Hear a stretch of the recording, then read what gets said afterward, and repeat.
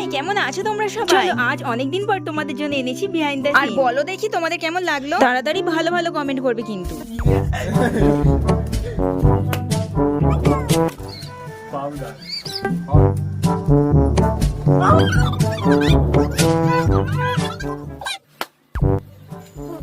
ময়দা লেগে